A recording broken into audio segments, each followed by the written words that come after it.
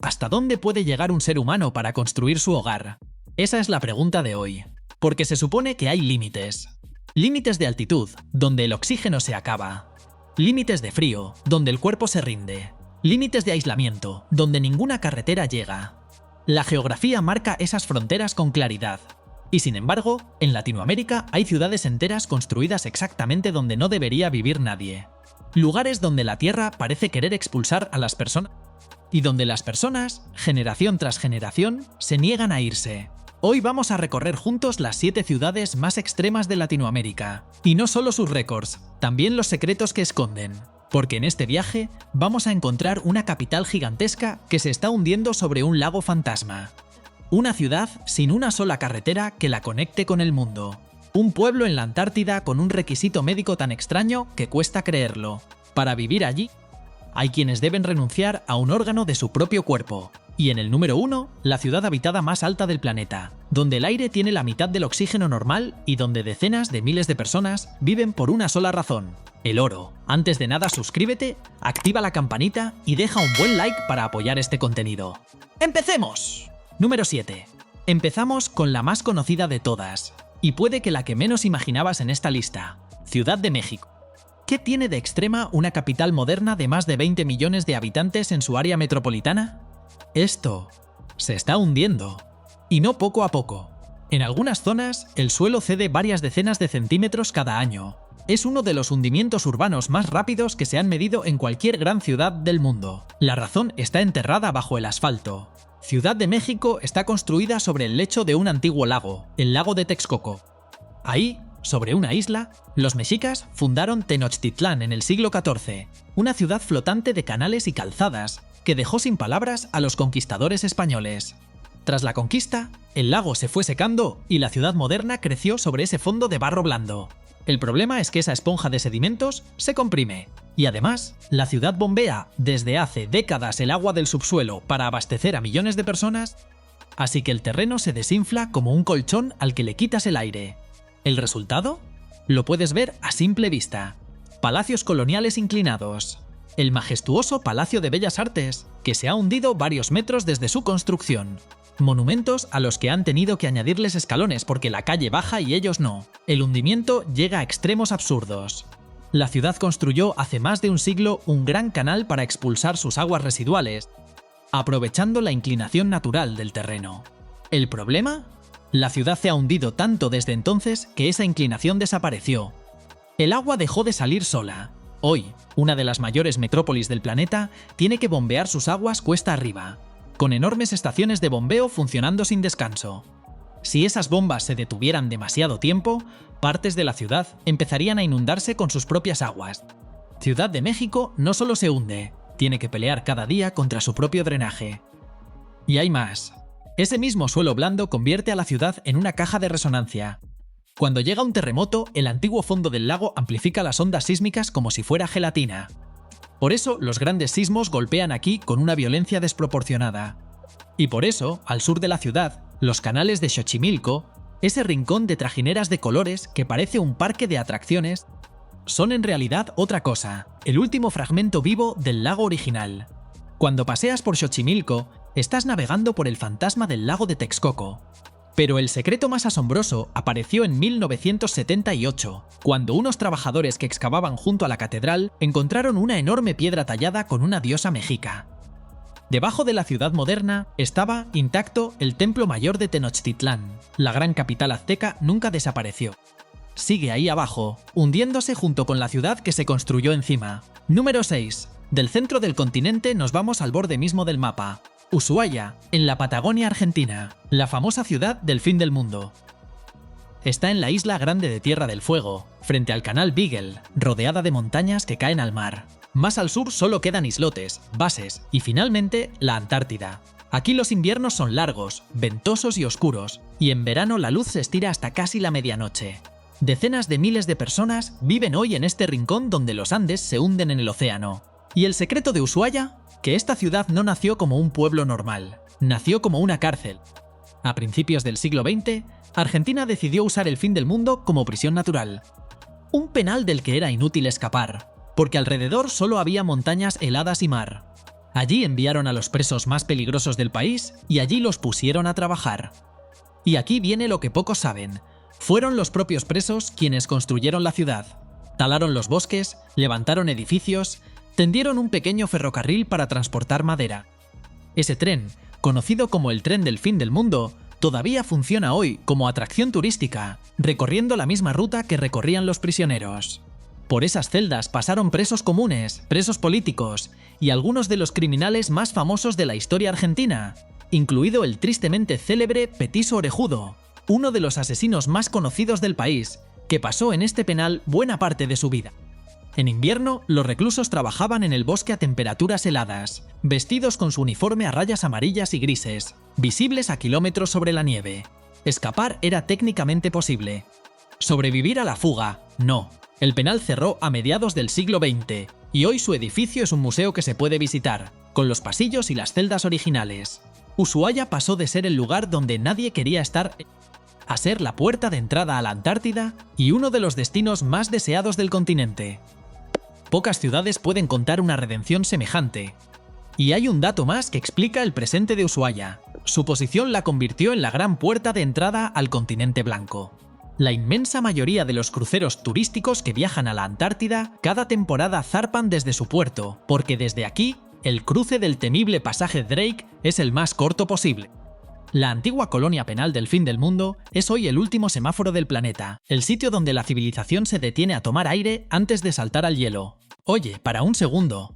Si eres nuevo en este canal, esto es exactamente lo que hacemos aquí. Tomamos lugares del mundo y te contamos lo que los mapas no te cuentan. El botón de suscripción está justo ahí abajo. Es gratis. Ahora seguimos, porque lo que viene es cada vez más extremo. Número 5. Imagina una ciudad de varios cientos de miles de habitantes, con cines, universidades, hospitales, embotellamientos, y ahora intenta llegar a ella en coche. No puedes. No existe ninguna carretera que la conecte con el resto del mundo. Es Iquitos, en plena Amazonía peruana, la mayor ciudad del planeta a la que no se puede llegar por carretera. A Iquitos solo se llega de dos maneras, volando o navegando días enteros por los ríos de la selva. Todo lo que ves en sus calles llegó así. Los coches, los ladrillos, las neveras, los autobuses, todo subió por el Amazonas en barco o llegó en la panza de un avión. Esa es la respuesta al misterio de cómo se abastece una ciudad sin carreteras. El río es la carretera. Una autopista de agua por la que se mueve absolutamente todo. ¿Y por qué existe una ciudad así en medio de la selva? Por una fiebre. A finales del siglo XIX, el mundo descubrió el caucho, y el árbol del caucho crecía aquí. Iquitos se convirtió en una de las ciudades más ricas de Sudamérica de la noche a la mañana. Los barones del caucho importaban lujos de Europa, azulejos de Portugal, mármoles de Italia. Y el secreto más curioso de esa época sigue en pie en plena plaza de armas. La Casa de Fierro, una casa hecha enteramente de planchas de metal, cuyo diseño se atribuye al taller de Gustave Eiffel, el de la famosa Torre de París. Fue traída en piezas desde Europa y armada como un rompecabezas en mitad del Amazonas. Si quieres entender de verdad esta ciudad, hay que caminar por el mercado de Belén, uno de los mercados más asombrosos de Sudamérica. Allí se vende lo que la selva da, pescados gigantes del Amazonas, frutas que no existen en ningún supermercado del mundo, y un callejón entero, el famoso pasaje Paquito, dedicado a la medicina tradicional amazónica, con cortezas, raíces y remedios que los curanderos llevan usando desde mucho antes de que llegara la primera farmacia. En Iquitos, la selva no está alrededor de la ciudad, está dentro. ¿Y cómo terminó aquella edad dorada? Con uno de los robos más elegantes de la historia. Un británico llamado Henry Wickham sacó de la Amazonía decenas de miles de semillas del árbol del caucho y las llevó a Inglaterra. De ahí salieron las plantaciones británicas en Asia, que en pocos años produjeron caucho más barato y en mayor cantidad. El monopolio amazónico se desplomó, las fortunas de Iquitos se evaporaron y la ciudad quedó ahí, varada en mitad de la selva, con sus azulejos europeos como recuerdo de un sueño que duró una generación. Y un detalle más, en el barrio de Belén, miles de personas viven en casas flotantes y palafitos que suben y bajan con las crecidas del río. La llaman la Venecia amazónica. Una ciudad que no lucha contra el agua, flota sobre ella. Número 4. Ahora subimos. Mucho. A unos 4.000 metros de altitud, en Bolivia, está una ciudad que hoy parece tranquila, pero que hace 4 siglos fue uno de los centros del mundo, Potosí. Cuesta creerlo mirándola hoy, Pero en el siglo XVII, Potosí llegó a estar entre las ciudades más grandes del planeta, rivalizando en tamaño con Londres o París. ¿Cómo? Por la montaña que la domina, el Cerro Rico. Dentro de esa montaña estaba uno de los mayores yacimientos de plata jamás descubiertos. De aquí salieron ríos de plata que cruzaron el océano durante siglos y financiaron al Imperio Español. Tanta riqueza salió de aquí que en España quedó para siempre la expresión «vale un Potosí», que incluso aparece en el Quijote. Pero esa riqueza tiene un lado oscuro. En las entrañas del Cerro Rico trabajaron, durante generaciones, una multitud de indígenas y esclavos en condiciones brutales. Las cifras exactas de cuántos murieron se debaten entre los historiadores, pero las crónicas coinciden en que fueron muchísimos.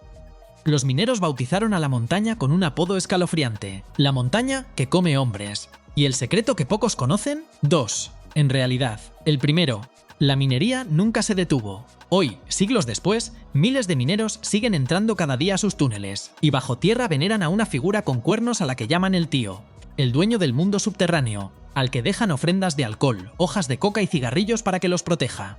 Arriba, en la superficie, son católicos. Abajo, en la oscuridad, el que manda es el tío. El segundo secreto es más inquietante. Después de 500 años de excavaciones, el Cerro Rico está tan perforado por dentro, con miles de túneles, que su cumbre ha comenzado a hundirse. La montaña que sostuvo un imperio se está tragando a sí misma, y pocos saben que de aquí no solo salió plata en bruto, salió dinero, literalmente. En el centro de Potosí se levanta la Casa de la Moneda, un edificio colosal donde durante siglos se acuñaron las monedas de plata del Imperio Español.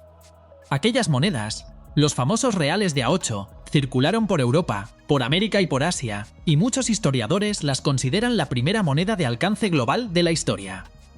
Es decir, una parte del dinero con el que se movió el mundo durante siglos nació dentro de una montaña de los Andes, a 4.000 metros de altura. Tan importante fue esta montaña que aparece dibujada en el escudo nacional de Bolivia, un país entero con una montaña concreta en su emblema. La UNESCO declaró la ciudad Patrimonio de la Humanidad, y años después tuvo que dar un paso más preocupante, incluirla en la lista de patrimonio en peligro, precisamente por el riesgo de derrumbe del cerro. El símbolo de la riqueza de un continente es hoy, también una cuenta atrás. Y aquí va mi pregunta para ti. Ahora que ya conoces 4 de estas ciudades, sé sincero, ¿vivirías en alguna de ellas? ¿En la ciudad que se hunde? ¿En el fin del mundo? ¿En la selva sin carreteras? ¿En la montaña que come hombres? ¿O conoces otra ciudad extrema que deberíamos haber incluido en esta lista? Escríbelo en los comentarios. Leo todas las respuestas, y las mejores sugerencias pueden acabar en un próximo vídeo. Sigamos, porque las 3 que faltan son las más extremas de todas. Número 3. Hay una ciudad en Bolivia que casi toca las nubes, literalmente, El Alto, a unos 4.100 metros sobre el nivel del mar. Una de las grandes metrópolis más altas de la Tierra. El Alto no es un pueblito de montaña. Es una ciudad de alrededor de 1 millón de habitantes, encaramada en el altiplano, justo en el borde del abismo donde comienza el Cañón de la Paz. Hace medio siglo era poco más que un barrio periférico.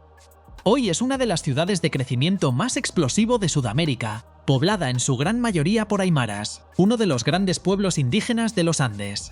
Aquí se respira con la mitad de esfuerzo, con el doble de esfuerzo. A esta altitud, el aire tiene mucho menos oxígeno que a nivel del mar, y los visitantes lo notan con solo subir unas escaleras. ¿Y cuál es su secreto?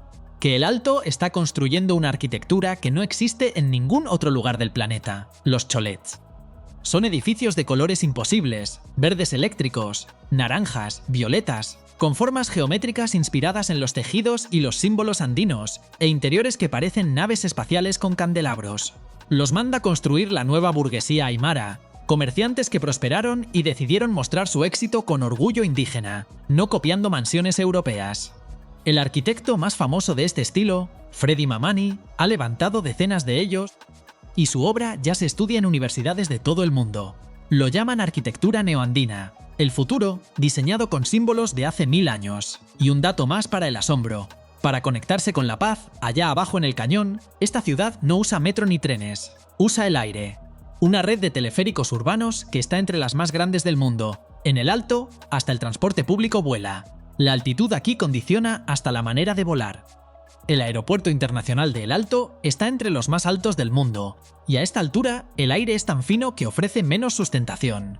Por eso los aviones necesitan más pista y más velocidad para despegar que a nivel del mar, y la suya es una de las pistas más largas de la región. Hasta las máquinas tienen que esforzarse el doble para funcionar donde los salteños viven con total normalidad. Y 2 secretos más de esta ciudad en las nubes. Cada semana, El Alto celebra la Feria 16 de julio, considerada uno de los mercados al aire libre más grandes de Latinoamérica. Un océano de puestos donde se dice que puedes encontrar absolutamente de todo, desde un tornillo suelto hasta un coche completo. Y en sus polideportivos triunfa un espectáculo único en el mundo. Las cholitas luchadoras, mujeres aymaras que pelean en el ring de la lucha libre con sus polleras tradicionales, sus trenzas y sus sombreros. Lo que empezó como espectáculo local es hoy un símbolo de orgullo y de empoderamiento que sale en reportajes de todo el planeta. Quedan 2 ciudades. Las reservé para el final porque son otra categoría. Una está en la Antártida y exige un sacrificio médico para vivir en ella. La otra es, oficialmente, el asentamiento humano más alto del planeta. Si quieres que te avise cuando suba el próximo vídeo, activa la campanita. Número 2. La siguiente ciudad ni siquiera está en el mapa de Latinoamérica que tienes en la cabeza. Está más abajo, mucho más abajo, en la Antártida. Se llama Villa Las Estrellas. Es un pequeño poblado chileno en la isla Rey Jorge, fundado en los años 80 junto a una base. Y no es una simple estación científica con turnos de investigadores. Aquí viven familias. Hay niños, hay una escuela, un gimnasio, una oficina de correos, un pequeño banco. En invierno, la temperatura se desploma muy por debajo de cero. El viento corta como un cuchillo y la noche se estira durante semanas. Y aún así, decenas de personas hacen aquí su vida cotidiana. Los niños van a clase con la nieve hasta las rodillas y los pingüinos como vecinos. La vida cotidiana allí es una mezcla surrealista de lo normal y lo imposible. La escuela funciona con un puñado de alumnos, posiblemente la clase con menos estudiantes y más pingüinos cerca de todo el planeta. La población cambia con las estaciones. En el breve verano antártico el poblado se anima, y en el largo invierno queda reducido a un núcleo de familias que ven como el sol apenas se asoma sobre el horizonte. Y aún así hay rutina. Clases por la mañana, deporte en el gimnasio, cartas que salen desde una de las oficinas de correos más australes del mundo.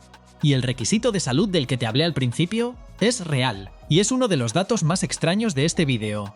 A quienes van a quedarse largas temporadas en Villa Las Estrellas, se les pide algo insólito: haberse operado de apendicitis de forma preventiva, es decir, quitarse el apéndice estando sanos. ¿Por qué? Pura matemática de supervivencia. El hospital más cercano con cirugía mayor está a más de 1000 kilómetros, cruzando uno de los mares más violentos del planeta. Si a alguien le revienta el apéndice en mitad del invierno antártico, con tormentas que impiden volar durante días, no hay rescate posible a tiempo. Así que la solución es eliminar el riesgo antes de viajar. Si no tienes apéndice, no puede matarte. En Villa Las Estrellas, vivir en el continente más hostil de la Tierra empieza, para muchos, en un quirófano. Y para que midas hasta qué punto, los humanos hemos decidido quedarnos en el continente helado. Un dato final: en una base vecina, la base argentina Esperanza, nació en 1978 el primer ser humano de la historia que vino al mundo en la Antártida. Hoy ya hay personas que pueden decir, literalmente, que son antárticas de nacimiento. La especie humana ha empezado a nacer en el único continente que se suponía inhabitable. Número 1. Y llegamos a la ciudad más extrema de Latinoamérica, y probablemente el lugar habitado más extremo del mundo entero: La Rinconada, en Perú. Los números, por sí solos, parecen un error de imprenta. La Rinconada está a unos 5100 metros sobre el nivel del mar, en los Andes peruanos, junto a un glaciar al que llaman la Bella Durmiente. Es considerada el asentamiento humano permanente más alto del planeta. Para que te hagas una idea, está muy por encima de la cima del Mont Blanc, la montaña más alta de los Alpes. Aquí el aire contiene aproximadamente la mitad del oxígeno que respiras a nivel del mar. Cada paso cuesta, dormir cuesta, pensar cuesta. El cuerpo humano sencillamente no está diseñado para vivir aquí, y sin embargo decenas de miles de personas lo hacen. ¿Por qué? Por una sola palabra: oro. La Rinconada existe porque debajo del hielo hay vetas de oro. Es una ciudad nacida de la fiebre del oro moderna, crecida sin planificación, donde casi todo gira en torno a la mina. No hay alcantarillado digno de ese nombre, el agua es escasa, el frío es constante y la basura se acumula entre las casas de chapa. Es, al mismo tiempo, uno de los lugares más duros y uno de los más fascinantes del continente. Y aquí viene un detalle que lo dice todo. La población de La Rinconada no crece con los años, como una ciudad normal. Crece y se encoge con el precio del oro. Cuando el oro sube en los mercados internacionales, miles de personas suben la montaña detrás de él. Cuando baja, la ciudad se desinfla. Es probablemente el único lugar del planeta cuyo censo se mueve al ritmo de la bolsa de metales. Una ciudad entera que late con la cotización del oro. ¿Y el secreto que pocos conocen? La forma de pago. En muchas minas de La Rinconada ha funcionado durante años un sistema ancestral llamado cachorreo. El minero trabaja un mes entero sin recibir salario.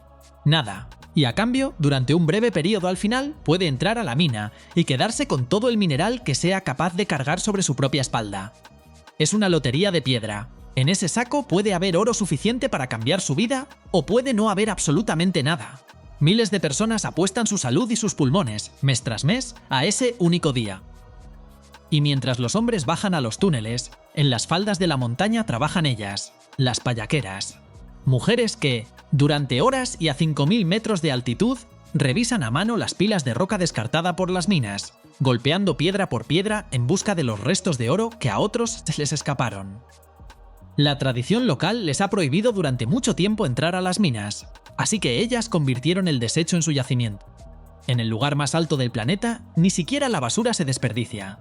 La Rinconada es la frontera final de este viaje, el punto exacto donde la ambición humana y el límite biológico chocan de frente, y donde, contra todo pronóstico, los humanos siguen ganando.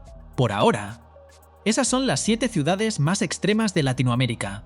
La capital que se hunde sobre un lago fantasma, la cárcel que se convirtió en el fin del mundo, la ciudad sin carreteras abastecida por un río, la montaña que come hombres, la metrópoli de los palacios de colores en las nubes, el pueblo antártico donde vivir cuesta un órgano, y la ciudad de oro donde falta la mitad del aire. 7 lugares donde la geografía dijo que no, y donde millones de personas respondieron que sí, porque esa es la verdadera conclusión de este viaje que hemos hecho juntos.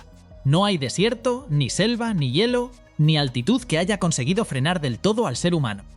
Donde hay una razón para quedarse, oro, plata, fe, futuro o simple terquedad, alguien construye una casa, y después otra, y después una ciudad. Y te dejo con la pregunta final, la que de verdad importa. Si la vida te lo pidiera, ¿hasta dónde estarías dispuesto a llegar tú? Ahora te pido 3 cosas. Solo 3.